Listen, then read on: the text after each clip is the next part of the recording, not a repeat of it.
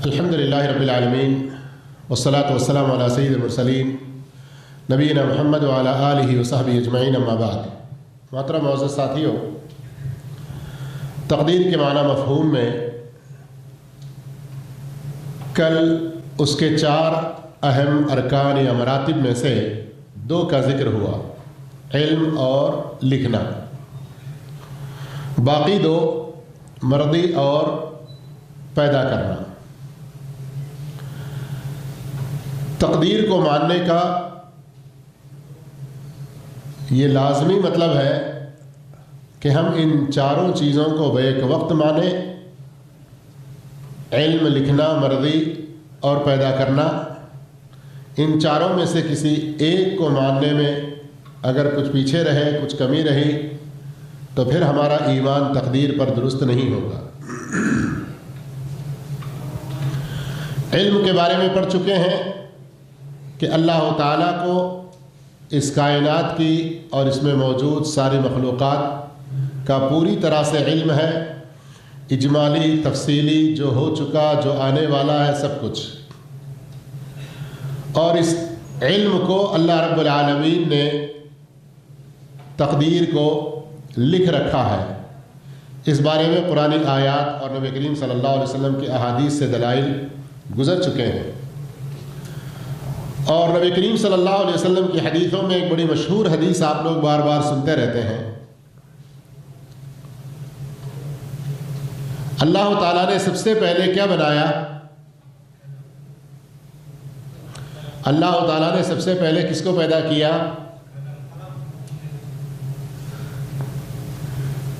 صرف 2-3 آدمیوں سے آواز آئی، اس کا مطلب ہے کہ بہت سے لوگوں کو یا تو نہیں معلوم یا غلط معلوم۔ ہمارے ملکوں میں بات بڑی مشہور ہے کہ اللہ تعالیٰ نے سب سے پہلے محمد صلی اللہ علیہ وسلم کو پیدا کیا، جبکہ یہ چیز صحیح حدیث سے ثابت نہیں ہے۔ صحیح حدیث سے جو چیز ثابت ہے وہ ان اول ما خلق اللہ القلم، اللہ نے سب سے پہلے قلم کو پیدا کیا۔ قال له اکتب، اس سے کہا کہ لکھو۔ قلم نے کہا کیا لکھوں؟ ماذا اکتب؟ تو اللہ نے کہا اکتب ما ہوا کائن فجرا تلک الساعہ ما ہوا کائن الی یوم القیامہ، جو کچھ ہونے والا ہے سب کچھ لکھو۔ تو اللہ رب العالمین کے حکم سے وہ قلم لکھتا گیا۔ تو اس حدیث کو پیش کرنے کا میرا مقصد 2 تھا۔ ایک تو تقدیر کے حوالے سے کہ اللہ نے اس کو لکھ رکھا ہے، یہ بات بھی ثابت ہو جائے اس حدیث سے۔ دوسرے، ہمارے بہت سارے لوگوں میں جو غلط فہمی ہے کہ اللہ رب العالمین نے سب سے پہلے قلم کو پیدا کیا ہے، لیکن لوگ کچھ اور سمجھتے ہیں۔ لیکن پھر یہاں بات کو سمجھنے کی کوشش کیجیے۔ ہم نے سب سے پہلے کس کو پیدا کیا؟ یہ کہا قلم کو۔ کیوں؟ ہمارے پاس یہ صحیح دلیل موجود ہے۔ اور اس کا یہ مطلب نہیں ہے کہ نعوذ باللہ ثم نعوذ باللہ استغفر اللہ، کہ ایسا کہنے کی وجہ سے محمد صلی اللہ علیہ وسلم کی شان میں کوئی کمی، کوئی گستاخی ہو رہی ہے۔ ہرگز نہیں ہے۔ اس لیے کہ خود محمد رسول اللہ صلی اللہ علیہ وسلم نے ہمیں تعلیم دی کہ بغیر ثبوت کے کسی چیز کو نہ مانیں، اور محمد صلی اللہ علیہ وسلم کی محبت کا نام لے کر آپ کی محبت کے آڑ میں آپ کے حق میں غلو بھی نہ کریں۔ یہ آپ صلی اللہ علیہ وسلم کی دی ہوئی تعلیم ہے۔ جیسے مشہور حدیث ہے لا تطرونی کما اطرت النصارى عیسی ابن مریم، جیسے عیسائیوں نے عیسیٰ علیہ السلام کے بارے میں، نصارہ نے عیسیٰ علیہ السلام کے بارے میں غلو کیا، میرے بارے میں تم ویسے غلو نہ کرو۔ تو آپ صلی اللہ علیہ وسلم کو ہم سب سے پہلے مخلوق نہ مان کے قلم کو ماننا، یہ دلیل کی بنیاد پر ہے، خود آپ صلی اللہ علیہ وسلم کے فرمان کے مطابق ہے۔ تو تقدیر کی بات ہماری جو چل رہی تھی، اس میں علم اور لکھنا، ان دونوں کے دلائل آپ کے سامنے آ چکے۔ تو تیسری چیز ہے مرضی۔ کیا مطلب؟ کہ اس کائنات میں اللہ رب العالمین کی مرضی کے بغیر کچھ بھی نہیں ہوتا۔ جو اللہ چاہتا ہے وہی ہوتا ہے، جو اللہ چاہتا، جو اللہ نہیں چاہتا وہ نہیں ہوتا، چاہے دوسرے کتنا ہی کچھ چاہ لیں۔ آ رہی سمجھ میں بات کہ اللہ رب العالمین ہر چیز پر قدرت رکھنے والا ہے. اگر اس نے چاہا کہ یہ نہیں ہونا تو نہیں ہوگا, اس نے چاہا کہ یہ ہونا تو وہ ہو کر رہے گا. تو سب کچھ مرضی اور چاہت اور ارادہ کس کا؟ اللہ رب العالمین کا. یہ اصل ہے اور تقدیر کے اندر یہ چیز بھی داخل ہے اور اس کو ماننا بھی ضروری ہے. اس کو ماننے کا ایک بہت بڑا فائدہ, ہمارے درمیان بہت سارے جھوٹے قصے مشہور ہوتے ہیں جس میں نعوذ باللہ استغفر اللہ, جو اپنے کسی ولی سے کوئی محبت رکھتا ہے, اپنے دوسرے بہت سارے ولی پیر بابا وغیرہ بنا لیے ہوئے ہیں, ان کے بارے میں بہت ساری جھوٹی کرامتیں مشہور کی ہوئی ہیں. مثال کے طور پر نعوذ باللہ ثم نعوذ باللہ استغفر اللہ, بعض لوگ موسیٰ علیہ السلام کی طرف ایک قصے کو منسوب کرتے ہیں جو کہ جھوٹ ہے. چونکہ یہ جھوٹ پھیل گیا, اب لوگ اس کو سچ سمجھ بیٹھے ہوئے ہیں, تو اس کو جھوٹ ہے وہ بتانا بھی ضروری ہے. کیا کہ ایک عورت آئی جو جس کو کوئی اولاد نہیں تھی, موسیٰ علیہ السلام سے اس نے درخواست کی کہ آپ اللہ سے دعا کریں کہ اللہ مجھے اولاد دے دے.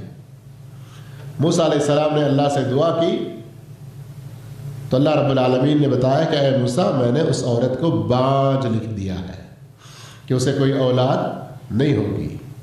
وہ بڑی مایوس ہو کر جا رہی تھی کہ ادھر کوئی بابا بیٹھے ہوئے تھے. اس کے غمگین اور بہت ہی رنجیدہ صورتحال کو دیکھ کر پوچھا تو اس نے بتایا کہ مجھے اولاد نہیں ہے, یہ عمر مجھے ہو گئی, لیکن میری امید تھی کہ موسیٰ علیہ السلام دعا کریں گے اللہ رب العالمین عطا کرے گا. لیکن موسیٰ علیہ السلام نے دعا کی تو اللہ نے بتلایا کہ میرے حق میں اولاد نہیں ہے. وہ اپنی لکڑی زور سے زمین پہ مارے اور کہا کہ ویسے کیسے نہیں, اور پھر بعد میں اس عورت کو اولاد ہو گئی. کیا ثابت کرنا چاہتے ہیں ان قصوں سے؟ عقل مند انسان کے لیے, اللہ کی عظمت کو پہچاننے والے کے پاس, نبیوں کی نبوت کی تصدیق کرنے والے کے پاس اس قصے کے جھوٹ ہونے کا کوئی شک نہیں ہے. توحید والا آدمی, متبع سنت, اللہ کی عظمت کو پہچاننے والا اس قصے کے من گھڑت ہونے, جھوٹے ہونے کے بارے میں ایسے ہی کہہ سکتا ہے. لیکن باباؤں کی شان بیان کرنے کے لیے, درگاہوں کو آباد کرنے کے لیے, غیر اللہ کی عبادتوں کو خوب رواج دینے کے لیے اس طرح کے جھوٹے قصے بیان کیے جاتے ہیں. تو تقدیر کو ماننے میں تیسری چیز کیا ہے؟ اللہ ہی کی مرضی چلے گی, اللہ جو چاہے گا وہی ہوگا, جو اللہ نہیں چاہے گا وہ نہیں ہوگا. اس بات کے علم کا ایک اور فائدہ یہ ہے کہ ہمیں اس بات کو مان کے چلنا چاہیے اور اس پر ہمیں پوری طرح سے راضی ہونا ہے. اس سلسلے میں قرآن مجید میں بہت سارے دلائل ہیں.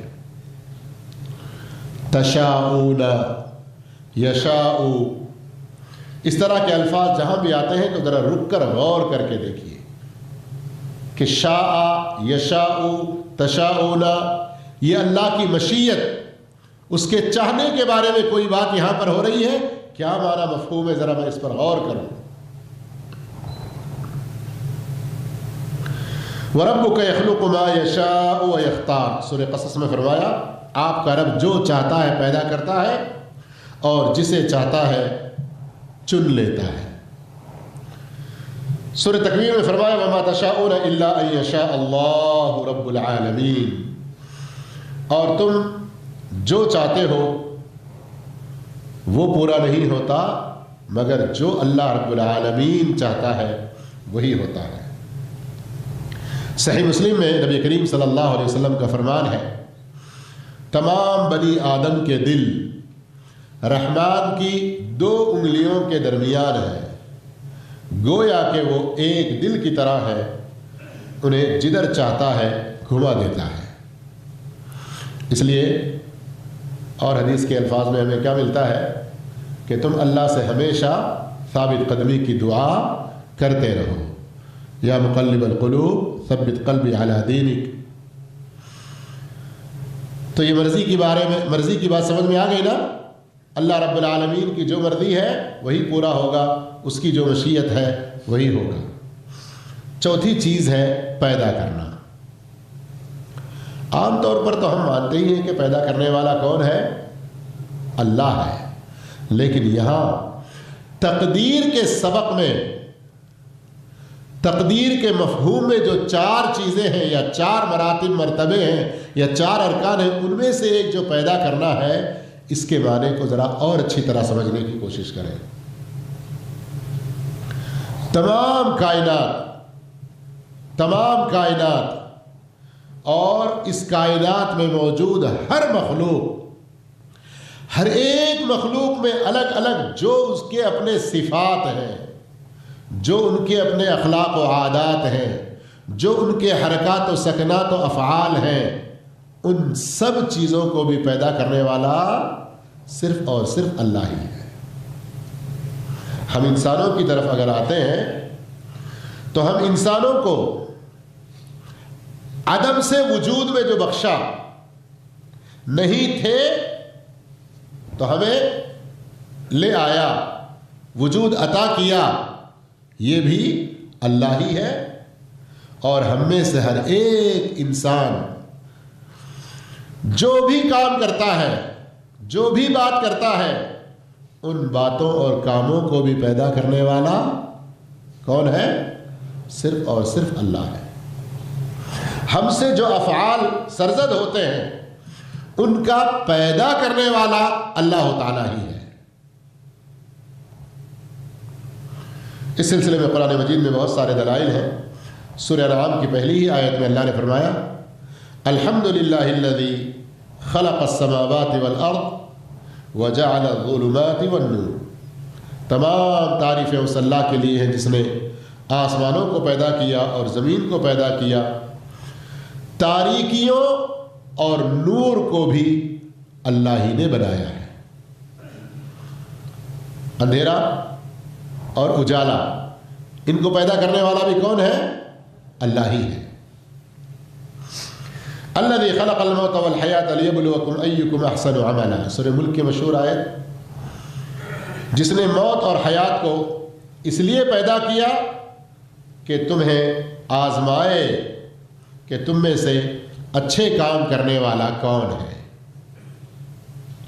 تو اب تقدیر کا یہ جو چوتھا مرتبہ ہے، تقدیر کے اندر یہ جو چوتھی چیز پیدا کرنا ہے، بندوں کے خود اپنے فعل، ان کے اپنے جو کام ہیں، یہ بھی اللہ عز و جل کی مخلوق کے اندر داخل ہیں.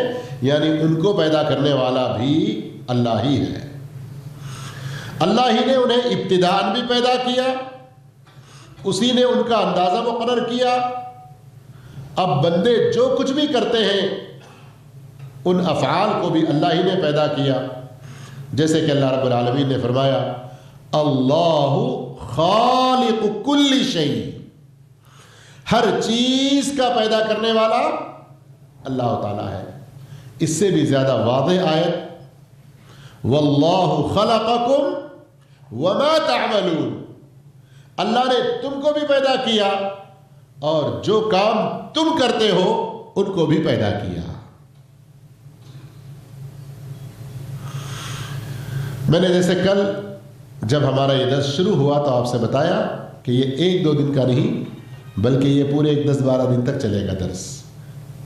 اور تقدیر کے بارے میں بہت سارے شبہات، بہت ساری غلط فہمیاں جو لوگوں میں ہیں، انشاءاللہ ان سب کا ازالہ بھی ہوگا. ان سب چیزوں کو ذکر کر کے ان سارے شبہات کو دور کرنے کی کوشش بھی کی جائے گی. اس لیے پورے صبر کے ساتھ سنیں.